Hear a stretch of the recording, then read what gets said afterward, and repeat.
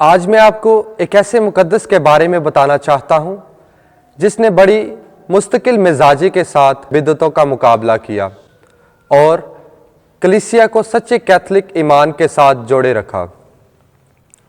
سن 1565 عیسوی میں ویٹیکن ایک ایسے شخص کی تلاش میں تھی جو کہ بہت رازداری سے پوپ صاحب کے احکامات یورپی بشپس تک پہنچا دے۔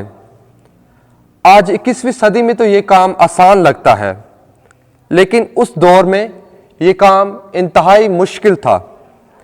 اس سے پہلے بھی ویٹیکن کے ایک ایلچی کو غیر مقلد مسیحیوں نے پکڑ لیا اور حکم نامے کی قیمتی دستاویزات کو چھین لیا تھا۔ یہ وہ دور تھا جب کلیسیا ریفارمیشن کا مقابلہ کر رہی تھی اور پورا یورپ مارٹن لوتھر کی بنائی ہوئی جھوٹی کلیسیا کی طرف بھاگے چلے جا رہے تھے۔ اس کٹھن دور میں ایک ایسے شخص کی ضرورت تھی جو کہ بہادر بھی ہو اور ہر قسم کے شک و شبہات سے بالا بھی۔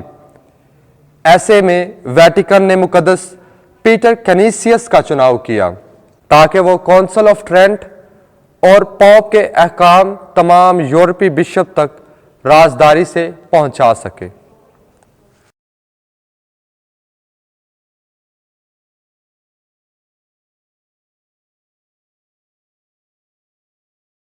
مقدس پیٹر کینیسیس 1521 عیسوی میں ہالینڈ میں پیدا ہوئے۔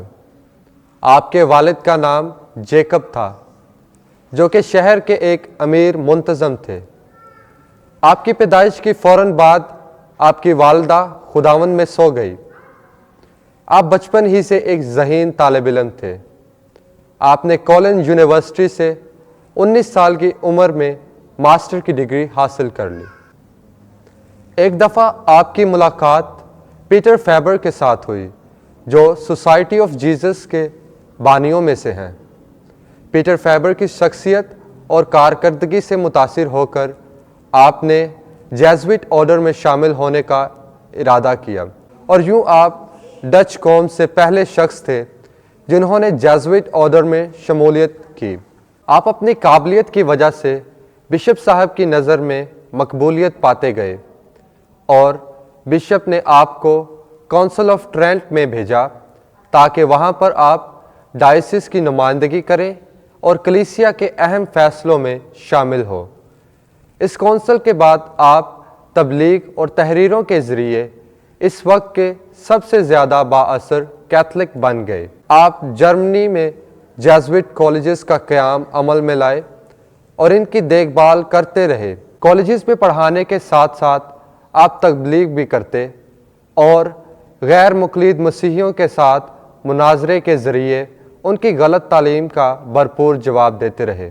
آپ کے لگاتار تبلیغی سفروں کی وجہ سے آپ کو جرمنی کا دوسرا رسول کہا جانے لگا۔ جب آپ نے محسوس کیا کہ آپ کی تبلیغ اور تحریروں کی وجہ سے یونیورسٹی میں موجود طالب علم متاثر ہونا شروع ہو گئے ہیں تو آپ نے بادشاہ فرڈینینڈ کے کہنے پر فادر لیجے کے ساتھ مل کر کیتھولک کیٹیکزم تحریر کرنا شروع کی۔ اگرچہ اس کام کے دوران فادر لیجے خداوند میں سو گئے، لیکن ان کی وفات کے بعد بھی آپ نے اس کام کو جاری رکھا اور کیتھولک کیٹیکزم کا پہلا شمارہ 1555 عیسوی میں شائع ہوا۔